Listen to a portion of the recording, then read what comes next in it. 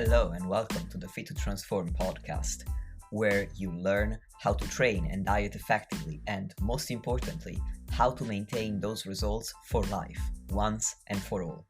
I'm Nikias Tomasiello, a transgender training and nutrition coach working online with anyone who's ready for a true lifestyle transformation, anywhere they may be in the world.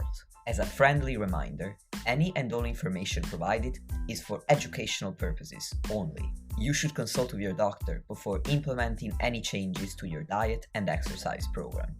With that disclaimer out of the way, thank you for being here. Now grab yourself a cup of tea or pre-workouts and enjoy. Yo, welcome back to the podcast, dear listeners. Today I'm sitting with Greg Potter in order to talk all things sleep as it is relevant to muscle growth and fat loss. So first of all, Greg, thank you for joining me today. Pleasure. Nice to be with you. What I'm going to do is ask you the question that I ask all of my guests so that you can introduce yourself to the audience. Who are you? What do you do? And why are you so awesome at it? Well, I don't think I'm awesome at anything. Let's get that out of the way. But hello, everyone. My name is Greg. I do lots of different things, all related to helping people sustainably feel and perform better, primarily through changes to lifestyle. And I spent too long at university. I did my undergrad in sport and exercise science, focusing on exercise physiology, which was then subject to my master's degree. My PhD was in sleep, nutrition, and metabolic health. And about halfway through that, I started working for a digital health company, finished the PhD in 2018. And since then, I've been involved in various different businesses. And nowadays, I joke that I have 8 to 10 part-time jobs at any one point in time. And I do a variety of things that include coaching people, and a lot of that does focus on sleep. Working with several different startups. One is making supplements to help extend health span and potentially lifespan as well. One is a coaching business, which is based in the UK, named Jeevan. One is a business that runs retreats for people and has a coaching service off the back of it. I also create content for a few different businesses. I host my own podcast called Reason and Wellbeing, and do some other things that aren't immediately coming to mind. But that gives you some idea about what I do. And I love this stuff and have done for quite a long time. I became interested in these subjects when I was 13 or so. I joke that I had misspent youth.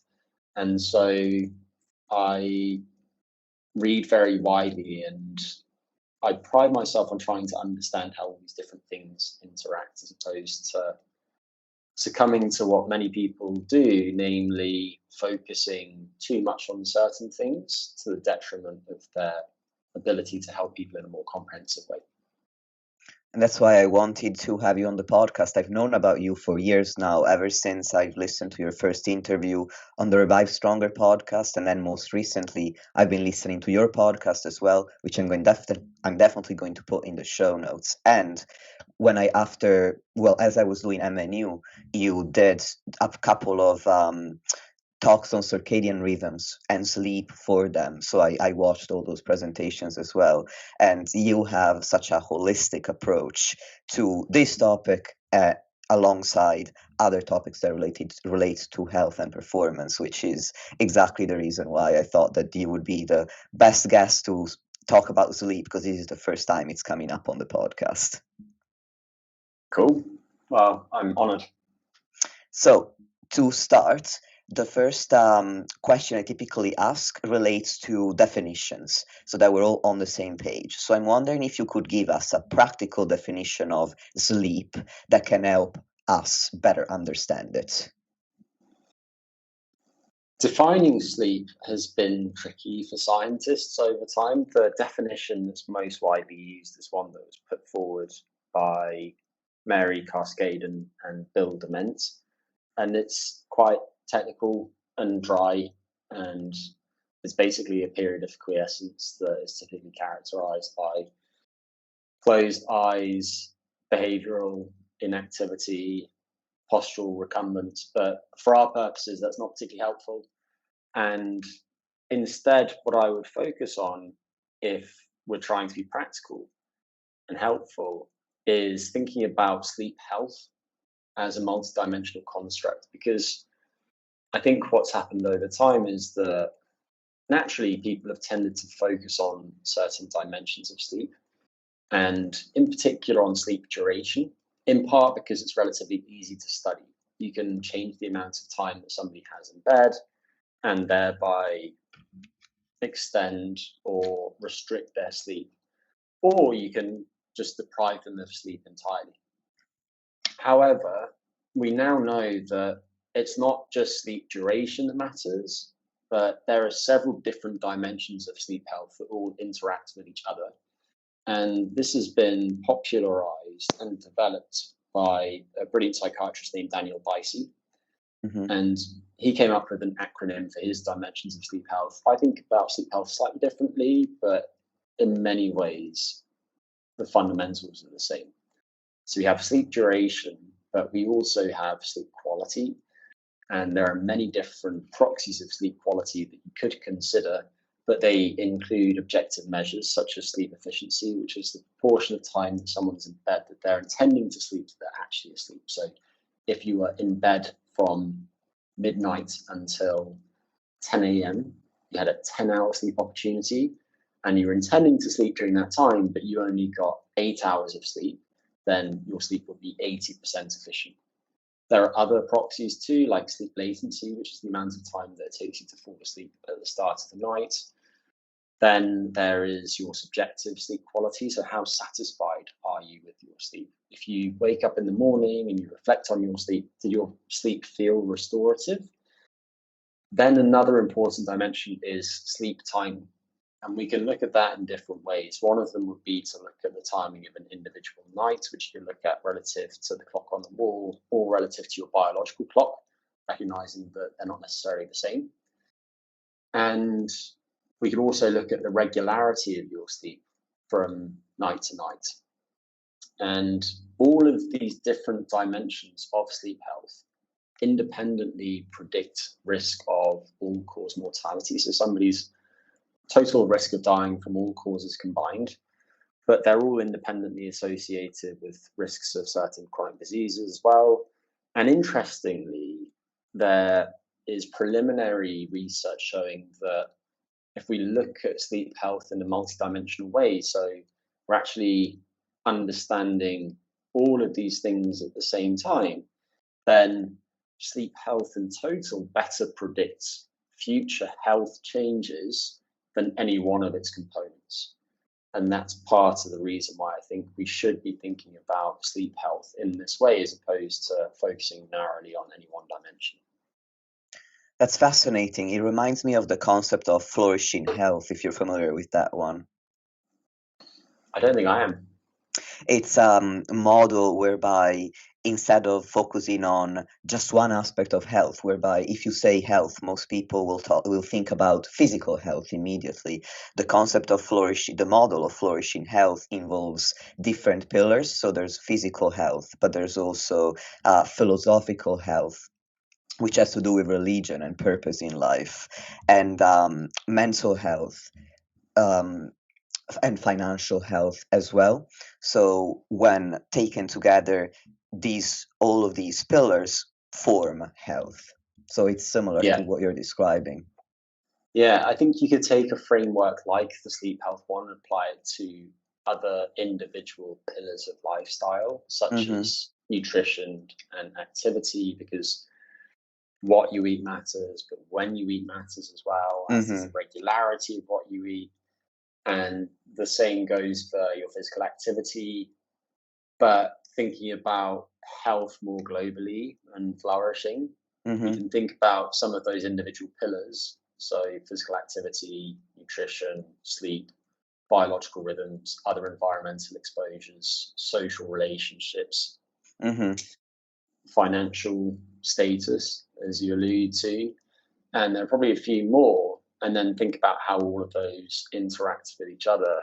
And I like what you say in part because I think one of the things that's been neglected by people who have certain backgrounds or biases is the importance of having a North Star and identifying what you feel your purpose is, then what your values are, and then basically actions that let you live in accordance with those values. And my thoughts on that have been largely shaped by a particular therapeutic approach called acceptance and commitment therapy, which is really a new wave of cognitive behavioral therapy that listeners might find interesting. It's one for another time, though. Yes, actually, I know about that particular wave of because I actually have been doing some studying into body image, and commitment and acceptance therapy is really helpful to improve people's body image.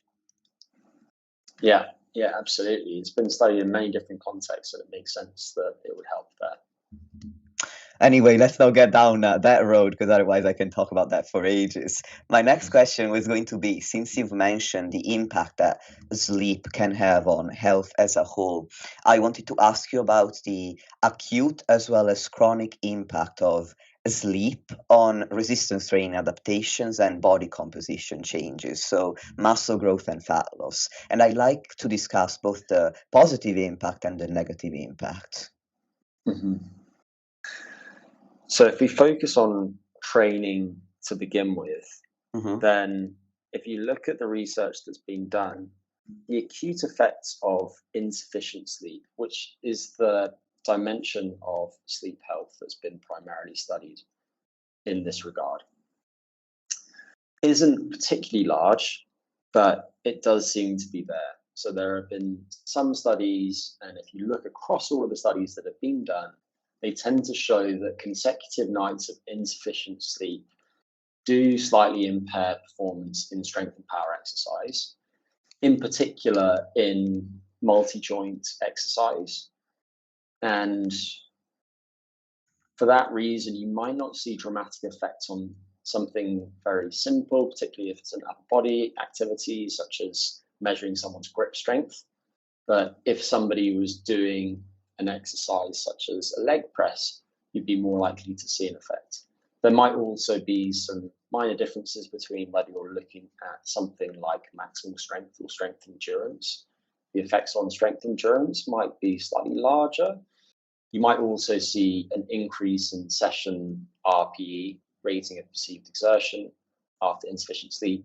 You might see slightly different endocrine responses to the training session. So, for example, there might be a greater area under the cortisol curve in response to training, that basically reflecting the fact that the body is less able to cope with the stress of exercise than it otherwise would be if it was better rested. And then with respect to chronic adaptations, these types of studies haven't really been done. And there have been a few studies that have looked at several days. One of the better studies came out relatively recently, and it looked at healthy young women, and it was a crossover design. So they went through both conditions, one with more or less an adequate sleep opportunity and one with restricted sleep. And they found a lower volume load during that time, a higher RPE, and slightly worse performance during the insufficient sleep condition, which is no great surprise. But we can't really say at the moment that getting poor sleep consistently over time leads to substantially worse training adaptations, but all the evidence points in that direction. So I think if those studies have been done, they would surely show that. With respect to other things that have been looked at, the other side of the coin, there has been a tiny bit of research looking at interventions to improve sleep and whether those affect people's responses to training. One of the only studies was done by Pal Yabak and that person's colleagues. And Yabak looked at an intervention to improve sleep quality in healthy young adults and found that over the course of several weeks of resistance training, and it was quite a basic program, it was training just twice a week, people in the sleep hygiene intervention to improve their sleep lost slightly more fat mass than the control condition. And numerically, they gained slightly more fat-free mass, but it wasn't statistically significant. But the people had relatively good sleep at baseline. The interventions used weren't particularly effective when you look at the actual changes in their sleep quality over time. And so I think had they studied a group of people with quite poor sleep at baseline, had they put them through a more intensive resistance training protocol, let's say they were training 4 times a week instead, and had the interventions to improve sleep been more effective in doing so, they would have found larger effects on the adaptations to training. That's my gut feeling. Because when we consider everything that sleep influences, there are all sorts of reasons to think that improving sleep is going to benefit people and how they respond to training.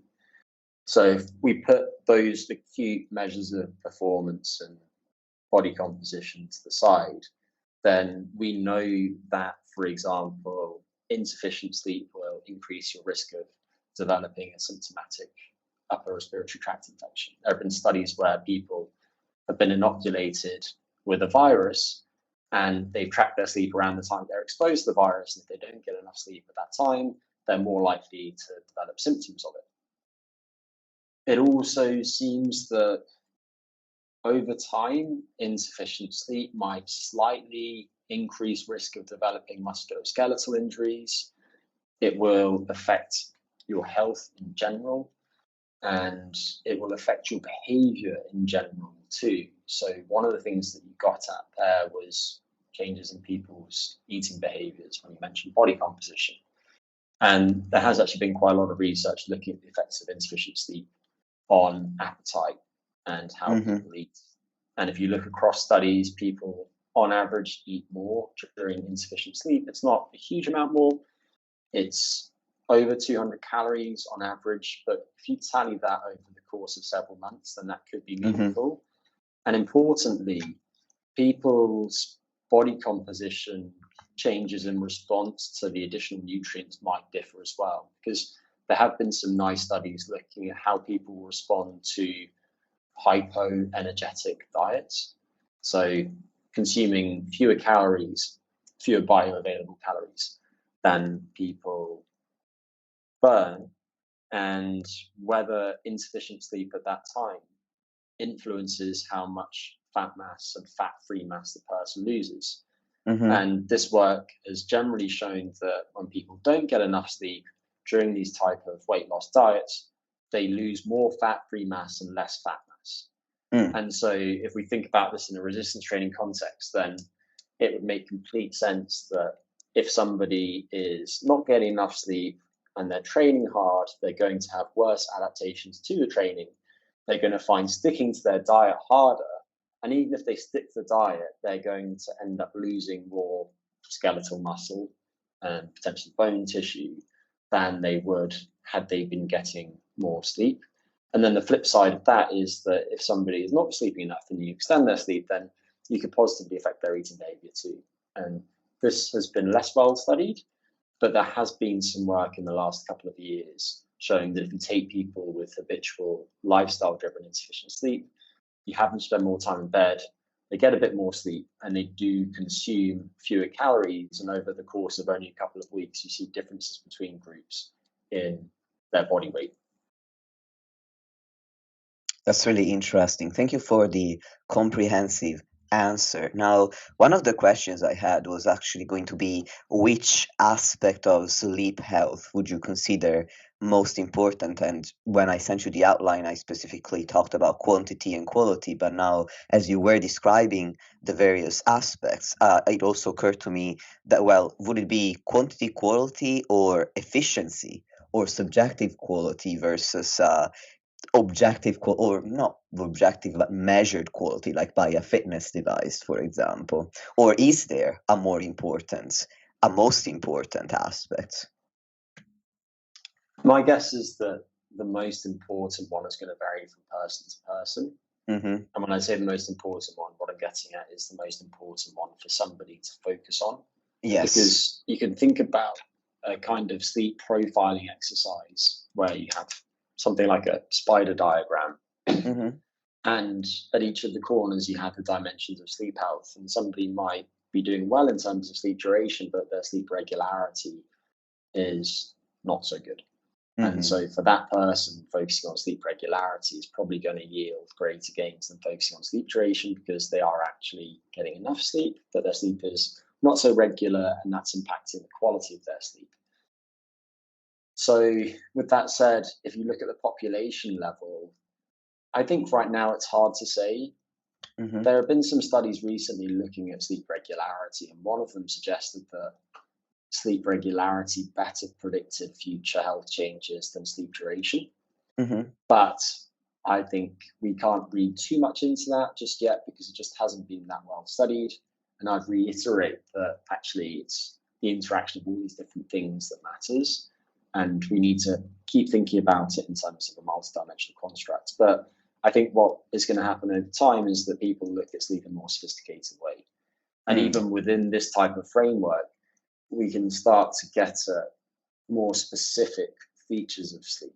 So if we think about just sleep quality alone, then within that we have sleep latency and sleep efficiency, which I mentioned. But we also have electrophysiology during sleep. We have the actual patterns of electrical activity in the brain, which are notoriously hard to measure, in part because when you look at how this is done in a sleep study, the electrodes are placed superficially over the scalp. And so you're only really measuring what's going on in superficial parts of the brain. And there's been some fascinating work in the last couple of years. There's one particular paper that's published by Gina Poe and her colleagues showing that it's likely that different parts of the brain are in different sleep-wake states at the same time, and sometimes for stretches of at least 30 minutes. So whereas a lot of people once thought that sleep was, at least electrically within the brain, relatively homogeneous, it's much more heterogeneous than a lot of people once assumed. And this might help explain various unusual phenomena during sleep, such as sleepwalking. So you can imagine the activity in your motor cortex that drives bodily motions might be showing wake-like activity at that time, whereas parts of the brain that are involved in self-awareness and consciousness might be fast asleep. Hence the fact that while people are sleepwalking, they're not really aware that they're doing so until they're woken up. It might also explain phenomena such as lucid dreaming, where somebody is aware that they're dreaming, but they're still paralyzed by most of their skeletal muscles. And it might explain a few other phenomena too. So one of them would be something like sleep state misperception, where somebody would, the following morning, say that they were awake through the whole night, but if you scored them using polysomnography, the gold standard way of assessing sleep, they'd probably be scored as being asleep for much of the night. And also some other experiences that people might have had, such as sleep paralysis, where you wake up in the morning and you're awake, and maybe you can open your eyes and look around the room, but most of your skeletal muscles are still paralyzed, as if you were in REM sleep. And so you're unable to move, which can be quite scary the first time it happens in particular. And also people can have hallucinations at that time, because the brain activity that gives rise to dreams is still taking place, but it's impinging on wakefulness. And so it's common for people to see things that aren't there at that point in time. And you can imagine that can be quite harrowing for a lot of people. So what I hear you say is that at this moment in time, according to evidence, according to research, we don't really have enough evidence to pinpoint one specific aspect of sleep health that is more important than the others. And it sounds like at this point, what's important to focus on, as you said, varies from person to person. Yeah, I think so. And then just to add one more thought, it's often the case that when you focus on one of the dimensions, the others improve as well. Yeah. And a good example of that would be sleep regularity. If someone has quite variable sleep timing from day to day, and they improve the regularity of their sleep, let's say by using an alarm clock in the morning and by making changes to their light environment, physical activity, and nutrition timing during the day, which basically coalesce to make the person fall asleep at a more consistent time each evening, their sleep quality is bound to improve, and often quite substantially. Sleep duration might not change that much, but proxies of quality will. So it's normally the case that if you push on one node, some of the other nodes follow in lockstep. That makes sense. So in order to improve your sleep health, then, what are some practical evidence-based suggestions that you have? I'll give a few, and I won't focus on the ones that a lot of people will be intimately familiar with, because people will have heard all the usual sleep hygiene stuff, and they're probably bored of it, frankly. Don't consume too much caffeine, don't consume too much alcohol, sleep in a cool, dark bedroom, all of that kind of thing. So instead, I'll mention some things that I think are particularly impactful for a lot of people, as well as a couple of things that I often see when working with people haven't tried. They feel like they've tried everything and they're still experiencing, let's say, insomnia symptoms. But they actually haven't tried some really important behaviors. And if we start there, then it's important to understand a principle called stimulus control of behavior.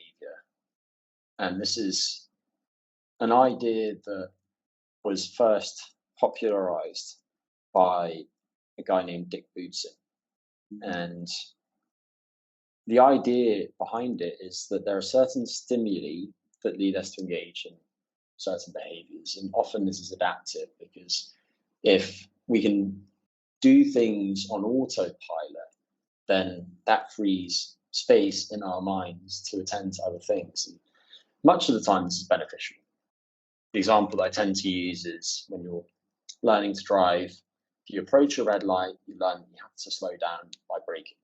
And when you've been driving for a while, you've made that association between the stimulus, the red light, and the behavior, putting your foot on the pedal. And you do that reflexively. So that's adaptive. What happens in insomnia is that as people struggle to sleep, they learn to associate being in bed, which is the stimulus, of being awake, which is the behavior. And so they can be absolutely knackered by the end of the day. And then they go to bed and all of a sudden they feel wide awake. This is called conditioned arousal.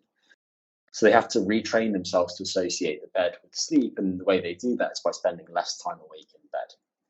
And so to that end, the recommendations are straightforward. So one of them is save your bed for sex and sleep only. So no reading in bed, no watching TV in bed, no arguing with your partner in bed, nothing like that. Just those two activities. Another is stop napping if you are a napper. And I'm not saying that nobody should ever nap. Absolutely not saying that. It definitely has its place and it can be safety critical and can be really important for some populations like shift workers.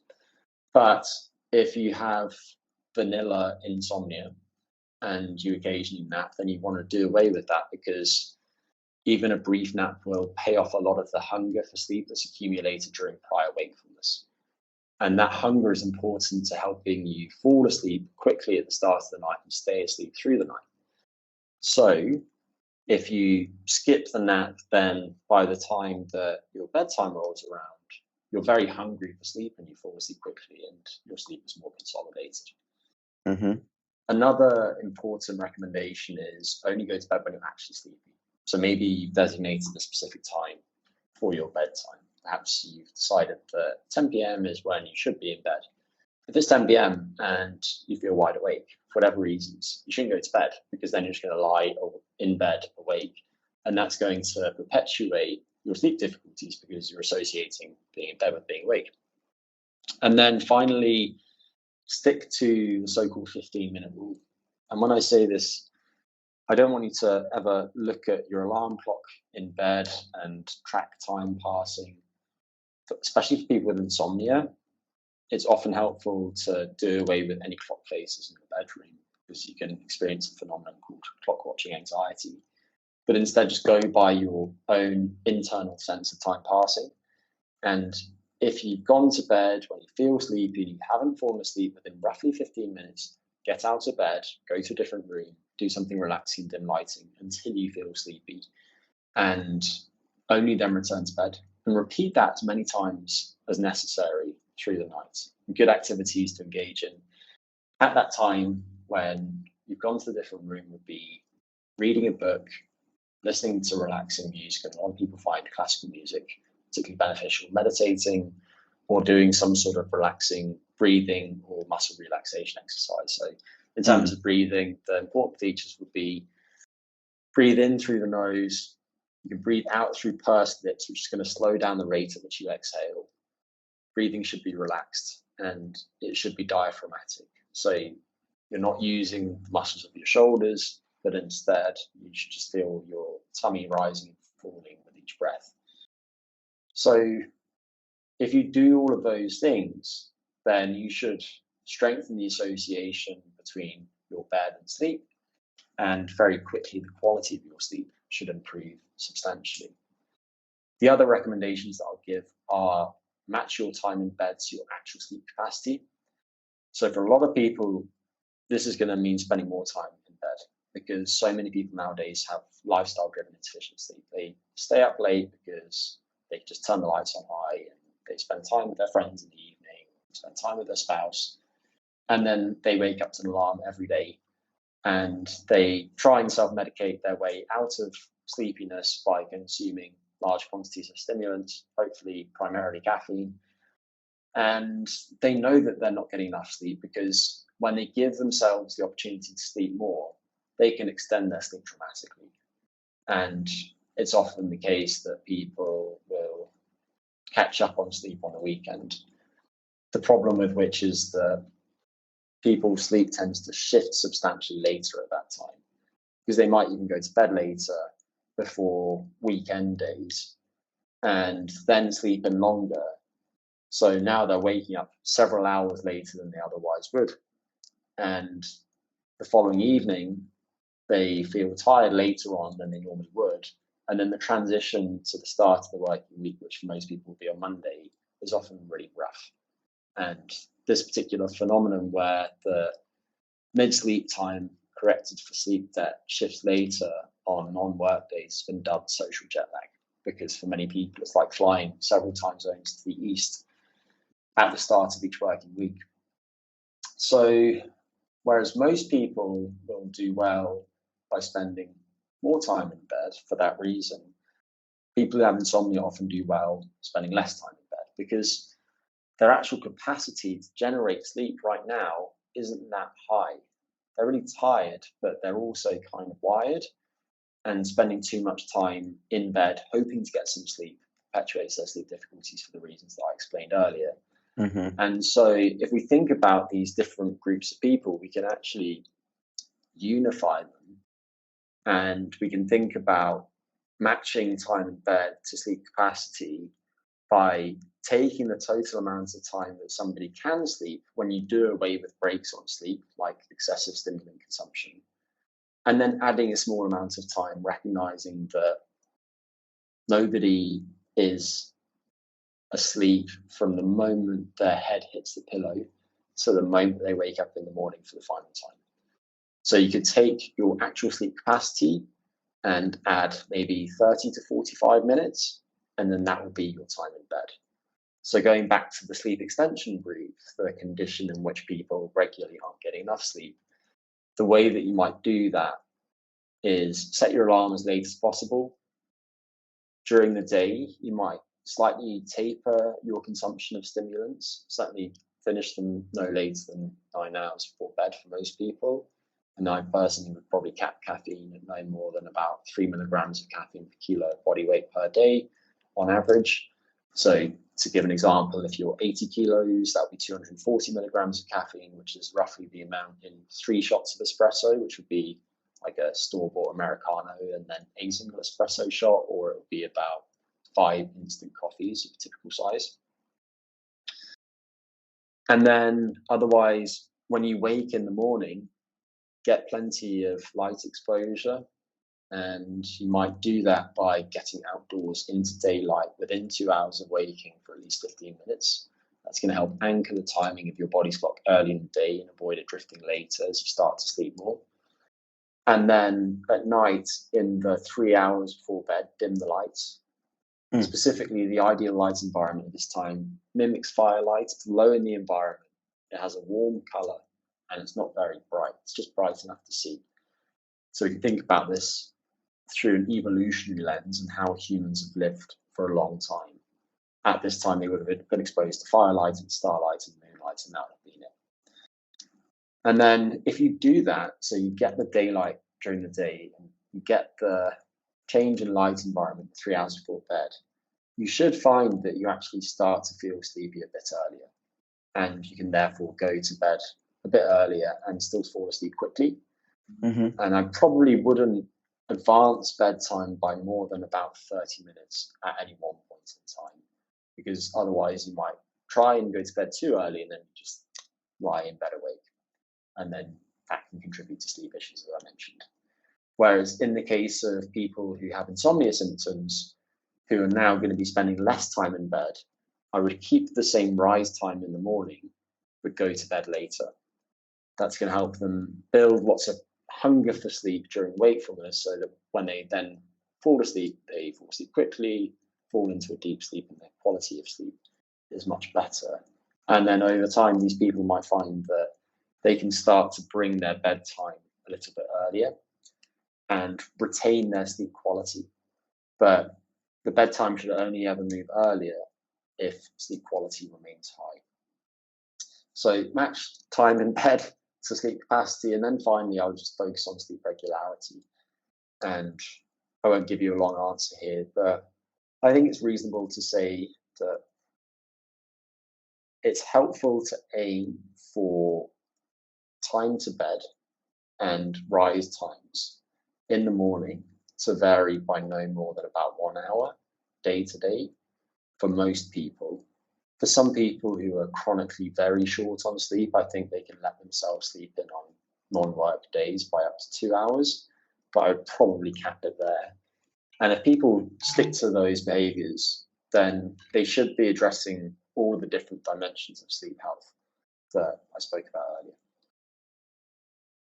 Thank you. That was extremely comprehensive. Now, I have two questions that came up as you were talking, and they're all about light exposure. So, when it comes to light exposure early in the morning, in some parts, or when you wake up at the very least, within 2 hours of waking up, if you live in some parts of the world where it's dark in the 2 hours after you've woken up, how do you feel about light therapy?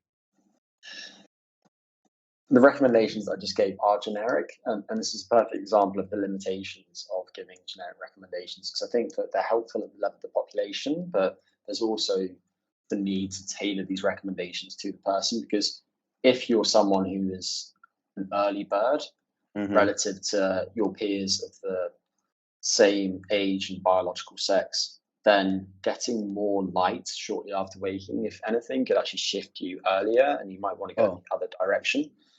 So with that in mind, if we assume that this person has relatively normal sleep-wake timing, or they're waking to an alarm and they'd actually like to shift their sleep a bit earlier, then I think the recommendation holds. And if you can't get outdoors into daylight, or if you get outdoors but the sun isn't up yet because you live at a high latitude, then I think using a light therapy lamp can be really helpful. And it's particularly helpful for people who experience seasonal affective disorder. It's been relatively well studied. In terms of the lamps, you certainly want one that emits light at an intensity of at least 2000 lux when you use it at an appropriate distance. Nowadays, most of them will emit it at an intensity of about 10,000 lux, which is quite similar to what you would get outdoors in the middle of the day on a very cloudy day, or outdoors when it's clear around dawn and dusk.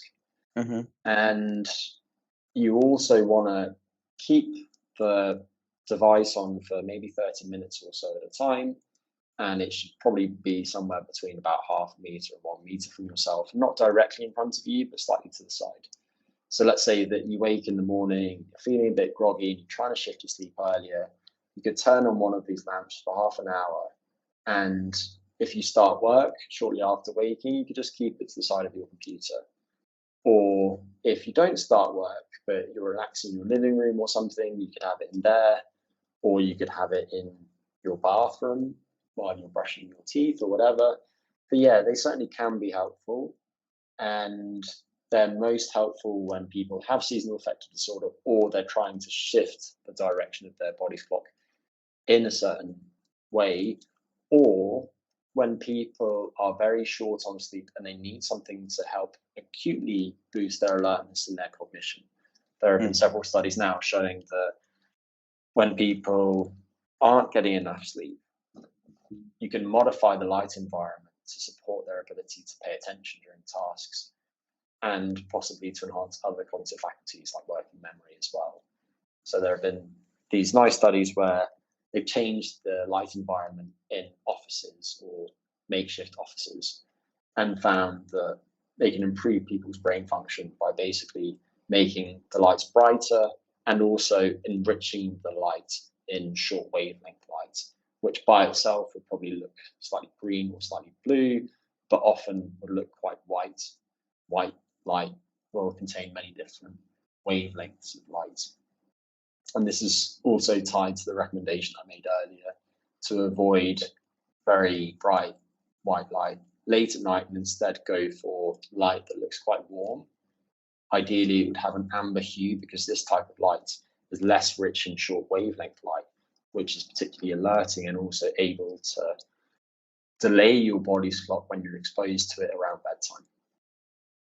That's actually the perfect segue into the other question I had, which was about your thoughts regarding blue light blocking glasses in the evening. They're most helpful for people who are trying to shift their clocks in certain directions, as would be the case if you are traveling and you're going to experience jet lag. You could use an app such as the jet lag app by Time Shifter, and you'll notice when using it that there are certain times when it says stay out of light, because if you expose yourself to light at that time, then it's pushing your clock in the wrong direction. So when you are trying to avoid short wavelength light, these can be really helpful. And then that isn't just relevant to jet lag, but also can be relevant to people who are just trying to shift their sleep timing. So if we go back to the earliest of early birds who actually wants to shift a bit later than when he or she wakes in the morning, they could use blue blockers at that time to reduce the amount of light that's coming in. Because if they expose themselves to lots of light at that time of day, then that's going to anchor their clock early when they want to be shifted later. So they're trying to avoid this type of light in the 2 hours or so after waking and get more short wavelength light relatively late in their biological day. That's going to help push them later. So in the case of the extremes of so-called chronotypes, so people with very early or late sleep-wake timing respectively, they can be helpful. And then otherwise, I know nowadays some people who aren't trying to shift their sleep timing will use them, and they might put them on an hour or so before bed. I think that's fine. I don't think there's much evidence suggesting that it's going to be beneficial. And frankly, it seems a bit neurotic, and I don't want people to be forced to indulge and worry too much about things they shouldn't be too concerned about. But I myself actually use them in that way much of the time, particularly if I'm somewhere where I can't control the light environment. If I'm in a hotel room or something and there's strong white light, I think they can be helpful in that type of context. But they're by no means necessary for most people. And instead, just focusing on changing the light environment is a good way to go. But there is a tiny bit of evidence suggesting that using blue blockers when not trying to shift sleep, but just using them shortly before bed, might improve sleep architecture for some people. There are reasons to think that it could help, for example, with insomnia by helping to consolidate certain phases of sleep.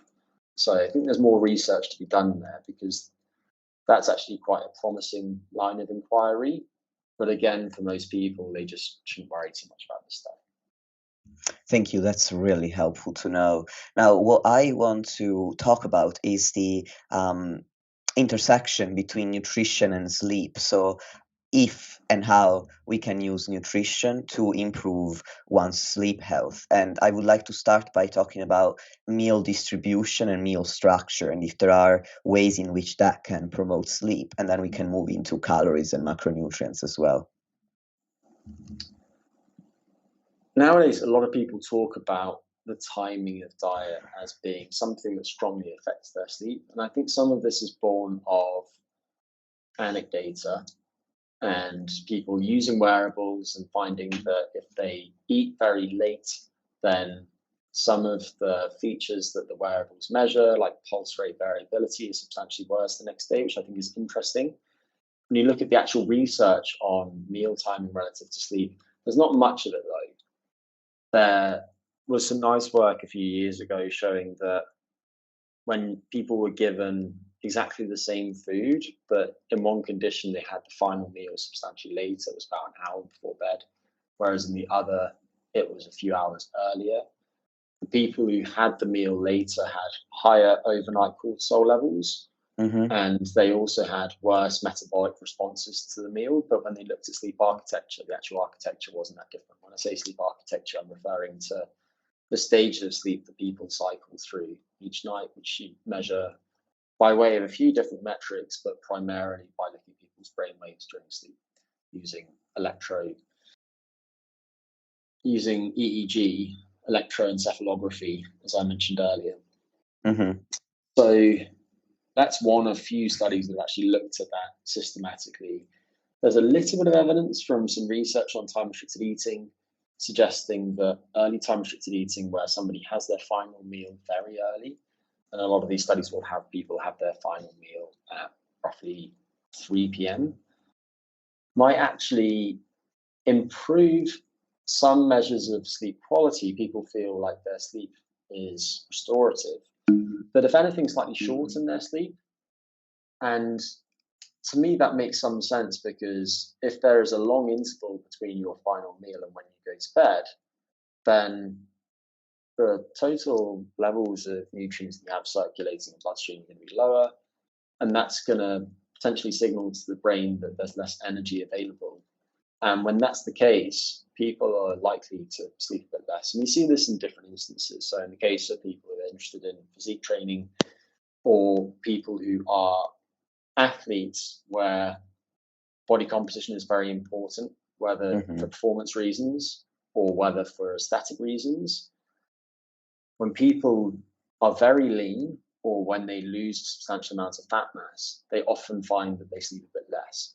And it makes sense in terms of survival, because if you're asleep, then you're not going to be out looking for food. So if you haven't got much energy coming in and you're consistently in a negative energy balance, then you're going to sleep less, so you can spend more time looking for food. You also see this in patients who have anorexia. If you take them and you refeed them and they gain body weight, then their sleep tends to extend, and also the quality of their sleep tends to improve a bit as well. So there's an interaction, I think, with energy availability, and what we don't really know that well is how those things do interact. So if somebody was, for example, in a hyper-energetic state where they were consuming more calories than they were burning, which would cause them to gain weight over time, but they were consuming all of those calories within a very short period. They had a small eating window that finished early. How would their sleep change? We don't know. Conversely, you could spread out calories over a long time, but somebody could be in a negative energy balance, a hypo-energetic diet. Again, how would that affect their sleep? And these types of studies just haven't been done. So I think it would be interesting to see more work on that subject, looking at some of those interactions. So I don't know if that's helpful, but basically watch this space.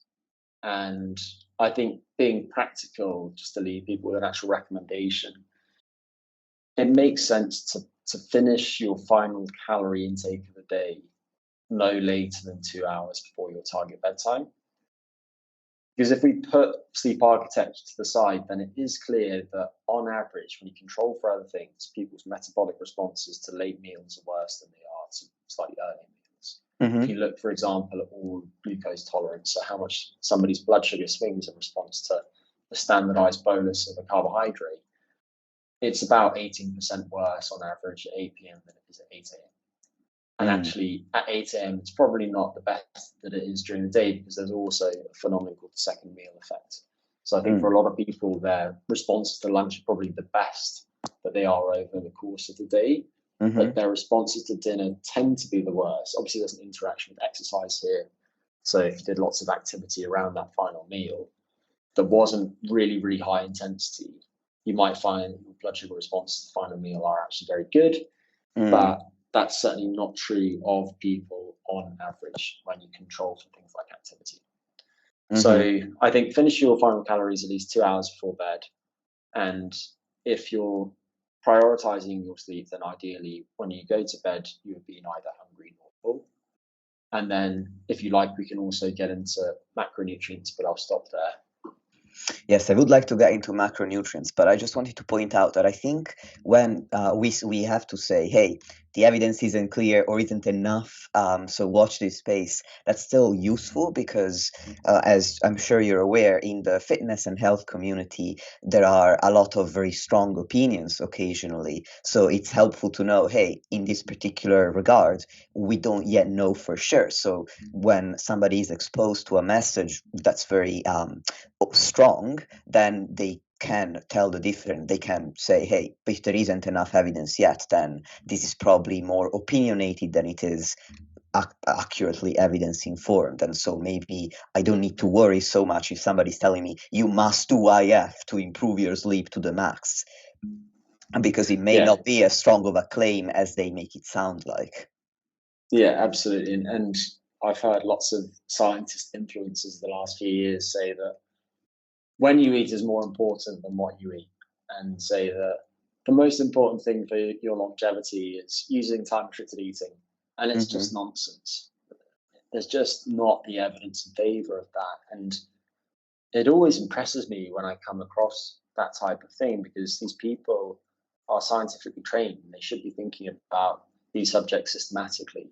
And for whatever reasons, they end up just falling to their personal biases and what they want to believe. And I think the reality is that diet timing is going to be relatively more important for certain things than diet composition. But diet composition is going to be much more important for many other things. And it makes sense to focus on both these things because they both matter. But if you were trying to, say, improve your micronutrient status, then your diet timing wouldn't really matter. Whereas if you're trying to improve the function of the peripheral clocks in your circadian system, then diet timing might be really important. That makes sense. In the end, what matters the most depends on the context. What are you trying to achieve? Exactly. Yeah, thank you for explaining that. Now, let's get into the macronutrients then. Do protein, carbs, and fat, can they aid sleep in any way? And if so, how? Yeah, they do seem to affect sleep. But as you can imagine, when you're studying the effects of nutrition on sleep, there are so many confounders that you can't control for. And it's not like somebody just consumes starch or amino acids or certain fatty acids. Instead, we consume foods, and foods are complex matrices that often contain thousands and thousands of chemicals that are interacting with each other. So we have to bear that in mind when looking at these studies. But with one eye on the clock and realizing we haven't got that much time left, I'm going to keep my answer a bit punchier and just say that looking across studies, higher protein diets tend to help with certain sleep quality metrics. I don't know if that's true of everyone. I suspect that is particularly true of people who are very physically active and people who do quite a lot of damaging exercise. So I think that they're probably relatively more important for the kind of people who listen to this, but also for athletes like ultra endurance athletes who can break down a lot of muscle tissue from day to day. Regarding fat and sleep, if anything, it seems that higher fat diets tend to promote slow wave sleep, which is the deepest stage of sleep. And we know something about some of the mechanisms that might be at play there. Some of that might be mediated by the hormone CCK. And then with respect to carbohydrate, it seems that higher carbohydrate diets tend to promote rapid eye movement sleep, which is the stage of sleep in which you have your most vivid dreams. And then finally, there have been some studies that have looked at manipulating the macronutrient content of the final meal and how that affects sleep. And these tend to have been done on relatively healthy young people.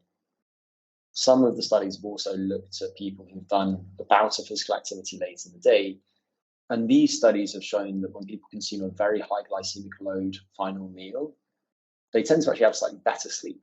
And the purported mechanism is that when you consume a high glycemic load carbohydrate, you have a strong insulin response, and that shuttles the branched chain amino acids into skeletal muscle. And that means there's more tryptophan available to be carried through the brain via the large neutral amino acid transporter, and the tryptophan acts as a precursor for melatonin via serotonin, and then the higher levels of melatonin help with sleep initiation and maintenance. That's the hypothesis that's been put forward. I'm not sure I buy into that entirely, and I'm sure there are other mechanisms at play too, probably some of them related to certain neurons in the brain, so specifically orexinergic neurons in the lateral hypothalamus, which promote wakefulness. Glucose seems to inhibit activity of some of those a little bit. But with that said, I think you have to think about this in a comprehensive way and consider the context, because if that recommendation to have a high glycemic load final meal was given to the population at large, I think it'd be a terrible recommendation. Because, like I mentioned earlier, on average, glucose tolerance is worse late in the day. So if somebody already has poor cardiometabolic health and they're quite dysglycemic, they have quite high blood sugar levels, even first thing in the day after fasting for several hours, and then they have large blood sugar swings in responses to meals, telling that person to then have lots of high glycemic index white rice at the end of the day would be a terrible recommendation for their general health. Whereas if you are a healthy young athlete and you've just done a bout of high intensity intermittent training, or you've just done a 75-minute weight session in the gym, which was one where you did quite a large volume, let's say you're focused on muscle growth, it's a completely different context. And I think for those people, that type of recommendation will actually be helpful. And the evidence suggests that when people do use that type of final meal and they are metabolically healthy and they've done some exercise, they do sleep slightly better. And then as a result of that better sleep, the next day their cognitive performance might be marginally better and their physical recovery might be marginally better too. That makes sense. I am going to wrap up because I want to be respectful of your time. However, I do have just one question on this final answer to clarify. You've mentioned high protein diets could be beneficial. However, the definition of high protein in research is incredibly variable. So what are you referring to specifically? I would have to look at the actual studies to give a cut point when speaking about sleep. If I speak about high protein diet personally, I would typically be speaking about something that is 1.6 grams per kilo or higher. And I think that for physique athletes, just given the nature of your listenership, something in the range of 1.6 to 2.4 grams per kilo, depending on factors like energy availability, age, and the quality of the protein. So whether somebody is omnivorous or a vegan are going to influence where I would recommend somebody sits within that range, assuming that someone doesn't have any contraindications to a high protein diet, like some sort of existing kidney disease. But yeah, I think for a lot of people, 1.6 to 2 grams per kilo is probably around where they should be, particularly if they value their body composition and they're doing lots of demanding exercise.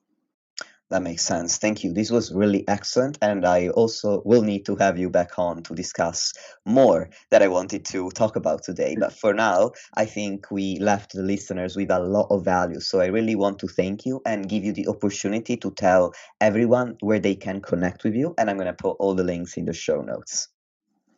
Thank you for that. Yeah, so if people want to get in touch, then I am on social media very intermittently. My handle is @GregPotterPhD. I primarily use Instagram for posting things, but when it comes to actually finding out about science, I find Twitter, I'm going to still call it Twitter, even though now it's supposedly called X, more helpful. And then otherwise, in terms of things that I'll mention, I'm doing a bit of work with a UK-based company now called Jeevan, and it's a coaching company. I'm a scientific advisor there, and they've got some really talented coaches, and they can help people with different types of coaching, including training for physique sports, but also more general coaching. So a lot of their focus is helping hard-charging people feel and perform better. And there are different types of coaching offerings that they have, from lower cost to higher cost. So if people are curious about that, then they can go to jeevan.com, jeevn.com. And I can also give you a discount code if people are interested in signing up for coaching. I think the code is JeevanGreg10. So that's JeevanGreg, and then the number 1 and the number 0, which would get them 10% off. So sorry for the shameless Jeevan promotion, but people might find that helpful. And I recommend the coaching, not just because I have any vested interest, but also because I am actually impressed with what they do, and they have genuinely really, really good coaches too. I don't say that lightly because I am a very skeptical person, and I have probably unhelpfully high standards for myself. And then sometimes that can bleed over into what I think about other people too. And they have really good coaches. So I'll leave it there. But yeah, do get in touch with any questions. And finally, I'll just mention my podcast, which you alluded to, Reason and Wellbeing. If you've enjoyed what we've discussed today, then I think you'll find that interesting as well. Thank you, Greg. I never apologize for sharing helpful things for people, helpful services, products. There's no reason to apologize for that, in my opinion. And with that, dear listeners, thanks to you as well, as always, for tuning in and lending me and Greg some of your time today. And until the next episode.